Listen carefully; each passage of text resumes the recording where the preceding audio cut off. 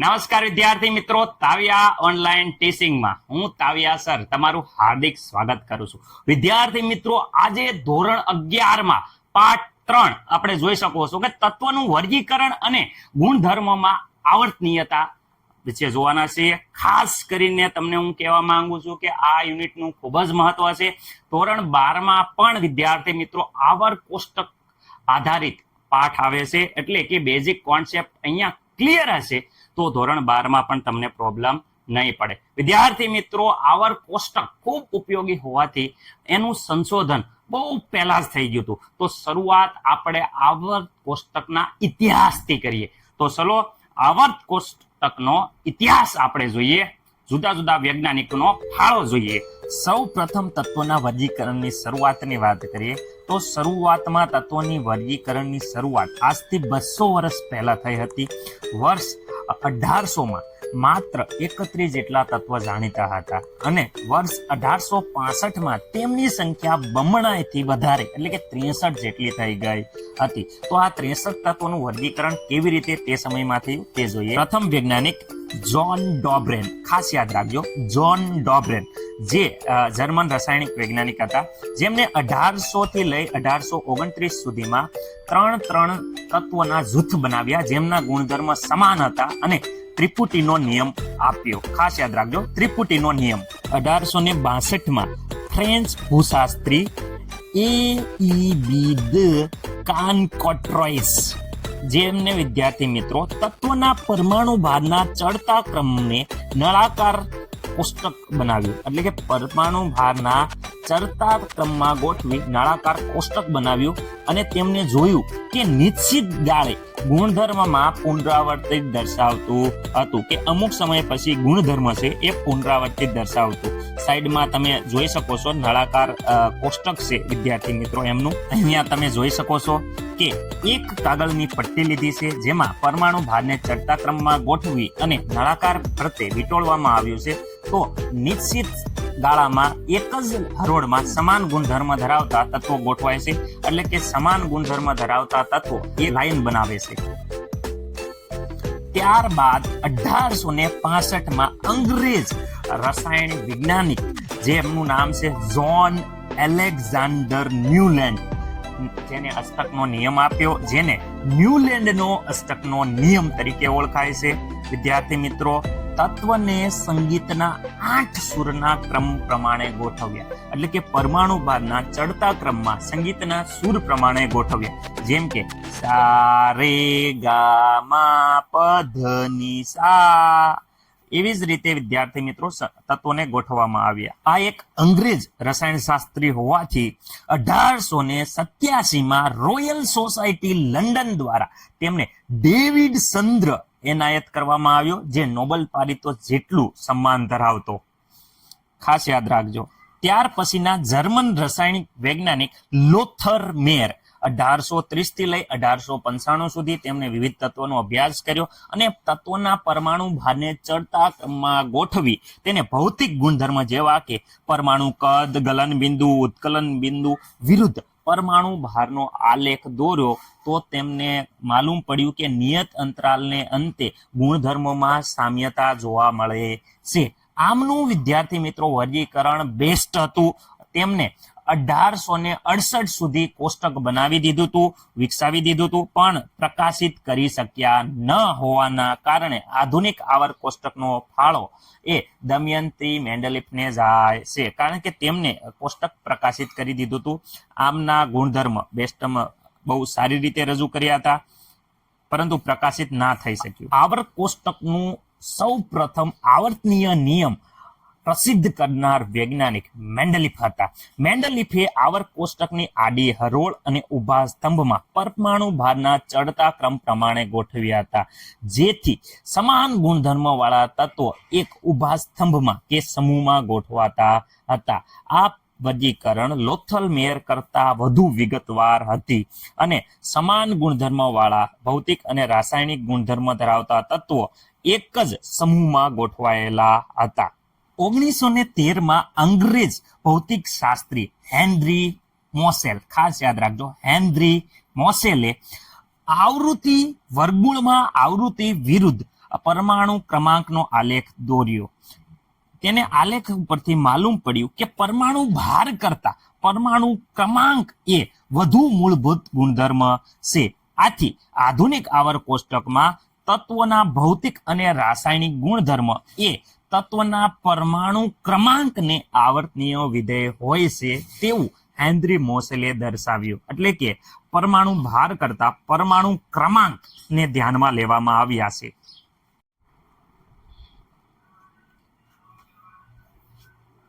Okay વિદ્યાર્થી મિત્રો, અહીંયા જોઈ શકો છો ત્રિપુટીનો નિયમ લખી અને ઉદાહરણ આપો. તો વિદ્યાર્થી મિત્રો, નિયમ આપણે વ્યવસ્થિત રીતે એકવાર સમજાવી દીધો છે, તો પણ ફરીથી જોઈ લઈએ. મધ્યમાં રહેલા ત્રિપુટીની મધ્યમાં રહેલા તત્વનો પરમાણુ ભાર, ખાસ યાદ રાખજો, મધ્યમાં રહેલા તત્વનો પરમાણુ ભાર બાકીના બે તત્વોના કુલ પરમાણુ ભાર કરતા અડધો હોય છે. મળ્યો, અડધો મળે. અને વિદ્યાર્થી મિત્રો, એ સિવાય આ ઉપરાંત મધ્યમાં રહેલા તત્વના ગુણધર્મ એ બાકીના બે તત્વના ગુણધર્મો જેવા જ જોવા મળ્યા. ડોબરેને આ જે સંબંધ હતો, આ સંબંધને ત્રિપુટીના નિયમ તરીકે ઓળખ્યો. ઓકે વિદ્યાર્થી મિત્રો, તો ખાસ વસ્તુ યાદ એ રાખવાની છે કે મધ્યમાં રહેલા તત્વનો પરમાણુ ભાર, વિદ્યાર્થી મિત્રો, મધ્યમાં રહેલા તત્વનો પરમાણુ ભાર છે એ બાકીના બે તત્વોનો જે કુલ પરમાણુ ભાર છે એના કરતા અડધો જોવા મળે છે. તો વિદ્યાર્થી મિત્રો, એટલે મતલબ બે કુલ એટલે કે બંને પરમાણુનો સરવાળો, કુલ પરમાણુ ભાર, ઓકે, એનો અડધો કરવાનો વિદ્યાર્થી મિત્રો, અડધું. ઓકે, તો અહીંયા જોઈ શકો છો કે ભાઈ અહીંયા પ્રથમ તત્વ વિદ્યાર્થી મિત્રો લિથિયમ છે અને પોટેશિયમ છે, બંનેનો પરમાણુ ભાર લઈ અને અડધો કરીએ તો અહીંયા જોઈ શકો છો 7 વિદ્યાર્થી મિત્રો. અહીંયા ખાસ યાદ રાખવાનું પોટેશિયમનું વિદ્યાર્થી મિત્રો 39 અને અડધો કરો તો વિદ્યાર્થી મિત્રો અહીંયા થઈ જાય છે 47/2, એટલે વિદ્યાર્થી મિત્રો 23 જેટલો થઈ જાય છે. 23 વિદ્યાર્થી મિત્રો જોઈ શકો મધ્યમાં રહેલા તત્વના પરમાણુ ભાર જેટલો છે, આ 23 છે એ વિદ્યાર્થી મિત્રો સોડિયમ ના પરમાણુ ભાર જેટલો હોય છે. સોડિયમના વિદ્યાર્થી મિત્રો પરમાણુ ભાર જેટલું મૂલ્ય છે. ઓકે વિદ્યાર્થી મિત્રો, ખાસ યાદ રાખવાનું છે. એવી જ રીતે વિદ્યાર્થી મિત્રો અહીંયા જોઈ શકો છો આ બીજી છે કેલ્શિયમ, ટ્રોન્શિયમ અને બેરિયમ ની શ્રેણી. તો વિદ્યાર્થી મિત્રો અહીંયા આપણે બે જોઈ શકો છો પરમાણુ ભારનો, જે બે પરમાણુ ભારનું આપણે જોઈએ તો 40 + 100 વિદ્યાર્થી મિત્રો 37. ઓકે, એના અડધા કરીએ તો વિદ્યાર્થી મિત્રો આ મૂલ્ય આપણને કેટલું મળે છે? તો વિદ્યાર્થી મિત્રો 88.5. તમે સાદું રૂપ આપશો. જે વિદ્યાર્થી મિત્રો આ મૂલ્ય છે એ જોઈ શકો છો અહીંયા ટ્રોન્શિયમ છે એની પરમાણુ ભાર 88 છે, એના નજીક આવ્યું છે. એટલે કે વિદ્યાર્થી મિત્રો એસઆર ના વિદ્યાર્થી મિત્રો પરમાણુ ભાર ના નજીકનું મૂલ્ય છે, નજીકનું મૂલ્ય છે. ઓકે વિદ્યાર્થી મિત્રો, આ તમારે લીધું, હાલો નજીક છે તો હાલ છે. હવે અહીંયા જોજો આ લાસ્ટ વાળી એને ત્રિપુટી આપીએ. અહીંયા વિદ્યાર્થી મિત્રો ક્લોરીન, બ્રોમિન, આયોડિન. વિદ્યાર્થી મિત્રો અહીંયા ખાસ ધ્યાન રાખજો, ક્લોરીનનો પરમાણુ ભાર વિદ્યાર્થી મિત્રો જોઈ શકો છો 35.5. વિદ્યાર્થી મિત્રો અહીંયા આયોડિનનો વિદ્યાર્થી મિત્રો 127. બંનેનો સરવાળો કરીને અડધો કરશું તો મધ્યના પરમાણુ બ્રોમિનની જે 80 છે એટલો આવે છે કે નહીં? તો વિદ્યાર્થી મિત્રો અહીંયા જોઈ શકો બંનેનો સરવાળો કરી અને આપણે જ્યારે એને 2 વડે ભાગ્યા તો વિદ્યાર્થી મિત્રો અહીંયા જવાબ આવે છે 81.25 વિદ્યાર્થી મિત્રો. જે વિદ્યાર્થી મિત્રો જોઈ શકો છો કે બીઆર નો જે 80 હતો એની નજીકનું મૂલ્ય આવ્યું એવું આપણે માની લીધું. હકીકતમાં એના નજીક મૂલ્યમાં બહુ થોડો ઘણો ફેરફાર છે, પણ તોય આપણે માની લીધું કે ભાઈ હાલો તમારી આટલી મહેનતથી તમે ત્રિપુટી ગોતી છે તો આંકી લઈએ. તો વિદ્યાર્થી મિત્રો અહીંયા જોઈ શકો છો બીઆર ના પરમાણુ ભાર ના નજીક મૂલ્ય છે. ઓકે વિદ્યાર્થી મિત્રો, આવી રીતે એને 3 ત્રિપુટી આપી, પરંતુ આનાથી વધારે આ મર્યાદા એ છે કે અમુક તત્વો માટે જ આ લાગુ પાડ્યું. રેડી, એટલે કહેવાય અને માન્યતા મળી નહીં. ઓકે, 3 ત્રિપુટીથી વધારે મેળવી શક્યું નહીં, એટલે આ નિયમને માન્યતા મળી નહીં. આશા છે કે દરેકને ખબર પડી હશે. ઓકે, આઈએમપી છે, ખાસ યાદ રાખવાનું છે, 2 માર્કમાં બહુ પૂછાય છે. હવે આગળ જોઈએ. ઓકે વિદ્યાર્થી મિત્રો, હવે આગળના વૈજ્ઞાનિક એબીડી કાનકોટરોઇડ. ખાસ યાદ રાખજો, કેવા વૈજ્ઞાનિક? એબીડી વિદ્યાર્થી મિત્રો કાનકોટરોઇડ. ઓકે વિદ્યાર્થી મિત્રો જોઈ શકો છો ABD રેડી કાનકોટ્રોઇડ વિદ્યાર્થી મિત્રો ખાસ યાદ રાખજો 1862 તેમને વિદ્યાર્થી મિત્રો શું કર્યું તો તેમને એક કાગળની પટ્ટી લીધી જોઈ શકો છો કાગળની પટ્ટી લીધી અને કાગળની પટ્ટી ઉપર પરમાણુ ભારને ચડતા ક્રમમાં ખાસ યાદ રાખવાનું શું કરવાનું કે ભાઈ પરમાણુ ભાર હતા એ પરમાણુ ભારને એને ચડતા ક્રમમાં આ પરમાણુ ભારને ચડતા ક્રમમાં ગોઠવી અને નળાકાર કોષ્ટક બનાવ્યું ખાસ હું કહું છું મોસ્ટ આઈએમપી MCQ કે ભાઈ નળાકાર કોષ્ટક કોને બનાવ્યું તો વિદ્યાર્થી મિત્રો ખાસ યાદ રાખજો MCQ માં ખાસ આવશે નામ યાદ રાખવાનું છે તમારે ABD કાનકોટ્રોઇડ રેડી વિદ્યાર્થી મિત્રો ઓકે કાનકોટ્રોઇડ ઓકે વિદ્યાર્થી મિત્રો આ વૈજ્ઞાનિકે નિશ્ચિત ગાયને જોયું આવું નળાકાર આકારનું કોષ્ટક બનાવ્યું અને આવી રીતે પટ્ટી વીટી તો પટ્ટી વીટીને અમુક તત્વોનું કે સિક્વન્સ બન્યો કે સિક્વન્સ એટલે કે ભાઈ નિશ્ચિત ગાળે એના ગુણધર્મમાં ગુણ હતા એ પુનરાવર્તન દર્શાવતા હતા અમુક સમય પછી અમુક તત્વોની એવી લાઈન મળી કે જે નિશ્ચિત ગાળે અમુક અંતર પછી શું કરતા કે ગુણધર્મમાં શું થતું કે ગુણધર્મના ગુણનું પુનરાવર્તન દર્શાવતું હતું હવે વિદ્યાર્થી મિત્રો આ વૈજ્ઞાનિક એકદમ યોગ્ય દિશામાં જાય છે એને ખાસ શરૂઆત કઈ કરી હતી કે પરમાણુ ભાર ને વિદ્યાર્થી મિત્રો ચડતા ક્રમમાં ગોઠવી એટલે આગળના જે પણ વૈજ્ઞાનિક આવશે એ પરમાણુ ભારને ચડતા ક્રમમાં જ ગોઠવશે પણ પેટર્ન જુદી જુદી હશે ઓકે વિદ્યાર્થી મિત્રો તો એ જ પ્રમાણે જો આગળનો વૈજ્ઞાનિક આયા જોઈ શકો છો ન્યુલેન્ડ હતા એને અષ્ટકનો નિયમ આપ્યો જે વિદ્યાર્થી મિત્રો અષ્ટકનો નિયમ IMP છે આપણે જોવાનો છે અષ્ટકનો નિયમ વિદ્યાર્થી મિત્રો કયા ગુણધર્મના આધારે રજૂ કરવામાં આવ્યો આ પ્રશ્ન પૂછે કે અષ્ટકનો નિયમ છે ન્યુલેન્ડે કયા ગુણધર્મના આધારે આપ્યો તો ખાસ યાદ રાખજો તત્વના પરમાણુ દળના ચડતા ક્રમમાં હું પરમાણુ દળ એટલે પરમાણુ ભારના ચડતા ક્રમમાં વિદ્યાર્થી મિત્રો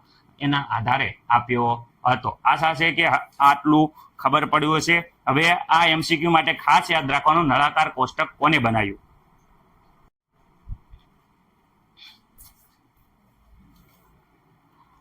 ઓકે વિદ્યાર્થી મિત્રો હવે આપણે જોઈએ છીએ ન્યુલેન્ડનો અષ્ટકનો નિયમ વિદ્યાર્થી મિત્રો ખાસ યાદ રાખજો ન્યુલેન્ડનો અષ્ટકનો નિયમ રેડી વિદ્યાર્થી મિત્રો મોસ્ટ ટાઈમ પીસ છે કારણ કે આ 2 માર્ક અને 3 માર્કમાં વારંવાર વિદ્યાર્થી મિત્રો તમારી સ્કૂલની પરીક્ષામાં આવશે એટલે ખાસ યાદ રાખવાનું છે ન્યુલેન્ડના અષ્ટકનો નિયમ વિદ્યાર્થી મિત્રો 1865 અંગ્રેજ રાસાયણિક વૈજ્ઞાનિક વિદ્યાર્થી મિત્રો કોણ જોન એલેક્ઝાન્ડર ન્યુલેન્ડ ખાસ યાદ રાખજો જોન એલેક્ઝાન્ડર ન્યુલેન્ડ રેડી વિદ્યાર્થી મિત્રો ખાસ યાદ રાખજો જેમને અષ્ટકનો નિયમ વિદ્યાર્થી મિત્રો રજૂ કર્યો હતો અને આ નિયમ શું હતો તો વિદ્યાર્થી મિત્રો આગળ આપણે જોયું છે તેમને તત્વના પરમાણુ ભારને ચડતા ક્રમમાં ગોઠવ્યા શું કર્યું તત્વના પરમાણુ ભારને ચડતા ક્રમમાં ગોઠવ્યા અને નોંધ્યું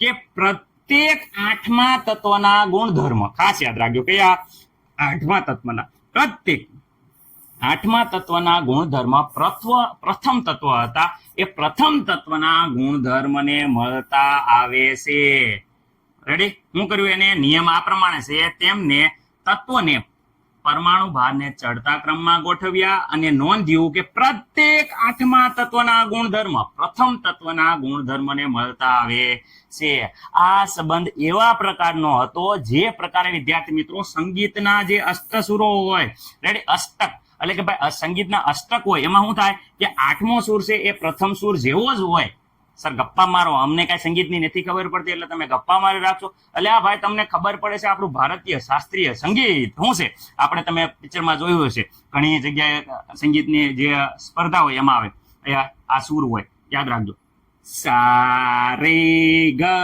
બ પ ધ ની સા તમે જોઈ શકો છો કે આ પહેલા નંબરનું જે સંગીતનો સૂર છે અને અહીંયા 7મા નંબરનો વિદ્યાર્થી મિત્રો સંગીતનો સૂર છે 7મા નંબર પછી વિદ્યાર્થી મિત્રો 8મા નંબરનો સૂર એ પહેલા નંબર જેવો જ છે જોઈ શકો છો સા રે ગ મ પ ધ ની સા સા રે ગ મ પ ધ ની સા એટલે મતલબ કહેવાનો મતલબ એમ છે કે 7 તત્વ પછી 8મો સૂર એ પહેલા સૂર જેવો ને જેવો આવે છે તો એવી જ રીતે વિદ્યાર્થી મિત્રો અહીંયા જોઈ શકો છો lithium beryllium boron carbon nitrogen oxygen fluorine fluorine પછી વિદ્યાર્થી મિત્રો એ સમયે જે તત્વો હતા એના આધારે ફ્લોરિન પછી વિદ્યાર્થી મિત્રો અહીંયા જોઈ શકો છો સોડિયમ. એનો મતલબ એમ થયો કે લિથિયમની જેવા ગુણધર્મ કોણ ધરાવે છે? સોડિયમ. બેરિલિયમની જેવા ગુણધર્મ કોણ ધરાવે છે? મેગ્નેશિયમ. રેડી. બોરોન જેવા એલ્યુમિનિયમ વિદ્યાર્થી મિત્રો, આ કાર્બન જેવા સિલિકોન. એવી જ રીતે વિદ્યાર્થી મિત્રો અહીંયા જોઈ શકો છો, અહીંયા ક્લોરિન આવ્યા તો અહીંયા ફ્લોરિન ક્લોરિન વિદ્યાર્થી મિત્રો સમાન ગુણધર્મ, અને અહીંયા લિથિયમ સોડિયમ પોટેશિયમ વિદ્યાર્થી મિત્રો ત્રણેયના ગુણધર્મ કેવા હોય છે વિદ્યાર્થી મિત્રો? સમાન. ઓકે, આમાં મને નથી લાગતું કોઈને કાંઈ પ્રોબ્લેમ હોય.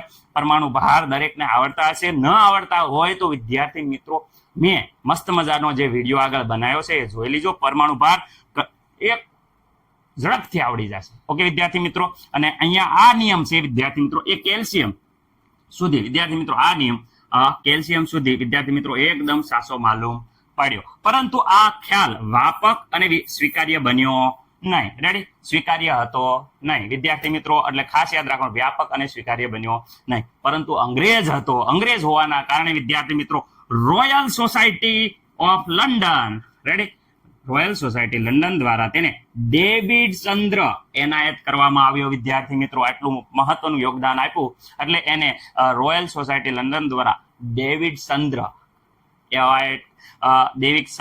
એનાયત કરવામાં આવ્યો. તો આશા છે કે વિદ્યાર્થી મિત્રો આ ખાસ નિયમ દરેક વિદ્યાર્થી મિત્રોને આવડશે. આખું કોષ્ટક વિદ્યાર્થી મિત્રો યાદ રાખવાનું છે. તો તત્વ તમને આવડતા હોવા જોઈએ. ઓકે વિદ્યાર્થી મિત્રો, આગળ શીખવાડી દઈશું તત્વ. એટલે વિદ્યાર્થી મિત્રો જેમને નથી આવડતા તત્વો યાદ કેવી રીતે રાખવા એમને આરામથી આવડી જશે. રેડી વિદ્યાર્થી મિત્રો, આમાં નિષ્ક્રિય ગેસ નથી એટલે એ આધુનિક કોષ્ટક સાથે તાલમેલ બેસશે નહીં. લાસ્ટમાં જે નિષ્ક્રિય ગેસ આવે એ નથી આમાં. વિદ્યાર્થી મિત્રો વાત કરે છે લોથરમેયરનું વર્ગીકરણ. લોથરમેયર એક વિદ્યાર્થી મિત્રો બહુ જોરદાર વૈજ્ઞાનિક હતો. કહેવાય કે એમને જે વર્ગીકરણ આપ્યું એકદમ સ્ટાન્ડર્ડ લેવલનું હતું, પણ પ્રકાશિત પેલા ના થઈ શક્યું. કેમ કે સાહેબ પ્રશ્ન પૂછે કોઈને તો ક્લાસમાં જે બધા ઉછી આંગળી કરે પણ પેલી બેન્ચે જે બેઠો હોય એ વિદ્યાર્થીને પેલા પૂછે. એના જેવું થયું કે ભાઈ આનું એકદમ જે સંશોધન હતું એ સ્ટાન્ડર્ડ લેવલનું હતું, પણ પ્રકાશિત એના પહેલા બીજા વૈજ્ઞાનિકે કરી નાખ્યું. એટલે આધુનિક આવર્ત કોષ્ટકનો શ્રેય છે એ આને મળ્યો નહીં. બાકી આ બહુ હોશિયાર હતો, જોઈ શકો છો. હવે વિદ્યાર્થી મિત્રો અહીંયા વાત કરે છે લોથરમેયર. એમને શું કીધું? જો તત્વોના સાંભળજો પરમાણુ ભારના ચડતા ક્રમમાં, એ તો દરેક જગ્યાએ છે, જો તત્વોને તેમના પરમાણુ ભારના ચડતા ક્રમમાં ગોઠવવામાં આવે તો નિયમિત અંતરાલને અંતે કેવા? નિયમિત અંતરાલને અંતે ભૌતિક અને વિદ્યાર્થી મિત્રો રાસાયણિક ગુણધર્મમાં સામ્યતા જોવા મળે છે. જો પરમાણુને તેના સડતા ક્રમમાં ગોઠવવામાં આવે તો નિયમિત અંતરાલને અંતે તેમના તત્વના ભૌતિક અને રાસાયણિક ગુણધર્મમાં સામ્યતા જોવા મળે છે. જોઈ શકો છો ગુણધર્મની વાત કરી છે. તમ તમ તમ તમ તબલા નથી વગાડ્યા, સંગીતના સૂર નથી ગાયા. આને વિદ્યાર્થી મિત્રો ગુણધર્મની વાત કરી છે, ભૌતિક અને રાસાયણિક ગુણધર્મની વાત કરી છે. રેડી. ઓકે, ગવૈયો નથી, આમાં ગુણધર્મની વાત કરી છે. ખાસ યાદ રાખજો. કેમ એવું ખબર પડ્યું? તો વિદ્યાર્થી મિત્રો લોથરમેયરે એક પ્રયોગ કર્યો જેમાં વિદ્યાર્થી મિત્રો ભૌતિક ગુણધર્મ જેવા કે કયા ભૌતિક ગુણધર્મ? પરમાણુ દળ, ગલન બિંદુ, ઉત્કલન બિંદુ વિરુદ્ધ વિદ્યાર્થી મિત્રો પરમાણુ ભારનો વિદ્યાર્થી મિત્રો આલેખ દોર્યો. રેડી. તો આલેખ દોર્યો ને તો એને જોયું કે આ આલેખ દોરવી તો આલેખમાં આવર્તનીય રીતે વિદ્યાર્થી મિત્રો આવર્તનીય રીતે શું થાય? ગુણધર્મમાં પુનરાવર્તન પામી અને એક ભાત જોવા મળે. રેડી. અને એ ભાત જોવા મળી. વધુમાં આ શું હતું? આ પુનરાવર્તનની ભાત લાંબી હતી અને ન્યુલેન્ડના અષ્ટકના નિયમ કરતા આ ભાત કંઈક અંશે જુદી હતી. રેડી. ઓકે સર, કેવી રીતે? જેમ કે અહીંયા માની લો કે આ પરમાણુ દળ વિરુદ્ધ વિદ્યાર્થી મિત્રો પરમાણુ ભારનો આલેખ દોર્યો. જો અહીંયા પરમાણુ વિદ્યાર્થી મિત્રો દળ વિરુદ્ધ વિદ્યાર્થી મિત્રો પરમાણુ ભારનો આલેખ દોર્યો. તો અહીંયા જો અમુક અંતર પછી વિદ્યાર્થી મિત્રો અહીંયા લિથિયમ આલેખ ઉપર આવ્યો. નિયત અંતરની પછી અમુક અંતર પછી પાછો ઉપર આલેખ આવ્યો. અમુક અંતર પછી વિદ્યાર્થી મિત્રો અહીંયા ઉપર આલેખ આવ્યો. તો જો અહીંયા લિથિયમ સોડિયમ પોટેશિયમ એક આખી સિરીઝ મળી. તો વિદ્યાર્થી મિત્રો નિયત અંતરની પછી રેડી વિદ્યાર્થી મિત્રો એક ભાત જોવા મળે છે. જોઈ શકો છો એક ભાત જોવા મળે છે. અને અહીંયા વિદ્યાર્થી મિત્રો ભાત છે એ ગુણધર્મમાં શું થાય છે? પુનરાવર્તિત થાય છે. ગુણધર્મ શું થાય? એના પુનરાવર્તિત થાય એટલે કે સમાન ગુણધર્મમાં શું જોવા મળે છે? સામ્યતા જોવા મળે છે. હવે વિદ્યાર્થી મિત્રો આ જે તત્વોનું જે એને કોષ્ટક વિકસાવ્યું એ તદ્દન આધુનિક કોષ્ટકને મળતું આવતું હતું. આ જે કોષ્ટક છે એ તદ્દન આધુનિક કોષ્ટકને મળતું આવડતું, પરંતુ વિદ્યાર્થી મિત્રો આ કાર્ય મેન્ડેલિફ નામના મેન્ડેલિફનું જે કાર્ય હતું, વૈજ્ઞાનિકનું કાર્ય હતું, મેન્ડેલિફ નામના વૈજ્ઞાનિકનું જે કાર્ય હતું, આ કાર્ય મેન્ડેલિફના કાર્ય પહેલા પ્રકાશિત થઈ શક્યું નહીં. મેન્ડેલિફ વૈજ્ઞાનિક હતો, એના પહેલા પ્રકાશિત કરી શક્યો નહીં. આથી વિદ્યાર્થી મિત્રો આધુનિક આવર્ત કોષ્ટક વિકસાવવાનું યોગદાન કોના વિદ્યાર્થી મિત્રો લોથર મેયરને બદલે મેન્ડેલિફને મળ્યું. કારણ કે બંને એના સરખી રીતે વિકસાવ્યું હતું, પરંતુ મેન્ડેલિફે પહેલા પ્રકાશિત કરી નાખ્યું. એટલે આધુનિક આવર્ત કોષ્ટકનો શ્રેય કોના લોથર મેયરના બદલે કોને મળ્યું? મેન્ડેલિફને મળ્યું. રેડી વિદ્યાર્થી મિત્રો? તો ખાસ આ વિદ્યાર્થી મિત્રો MCQ માં પૂછાઈ શકે છે. આ મોસ્ટ ટાઈમ પે તો ન કહેવાય, પણ MCQ માં પૂછાઈ શકે છે કે ગ્રાફ કોના વિરુદ્ધ કોનો દોરો. તો ખાસ યાદ રાખજો, પરમાણુ દળ, ભૌતિક ગુણધર્મ કયા? પરમાણુ દળ, ગલનબિંદુ, ઉત્કલન વિરુદ્ધ પરમાણુ ભારનો આલેખ કોને દર્શાવ્યો? તો ખાસ યાદ રાખવાનું, લોથર મેયર નામના વૈજ્ઞાનિકે. દરેકને આશા છે કે ખબર પડી હશે. અમુક વાર બોલવામાં મિસ્ટેક થઈ ગઈ છે ઉતાવળે, પણ તમને આરામથી નિયમ ખબર પડી ગયો હશે. બાજુમાં જે ગ્રાફ હશે એ પણ વિદ્યાર્થી મિત્રો જોઈ શકો છો, લાંબો છે, અને એ ગ્રાફ પરમાણુ દળ વિરુદ્ધ વિદ્યાર્થી મિત્રો જોઈ શકો છો પરમાણુ ભારનો છે.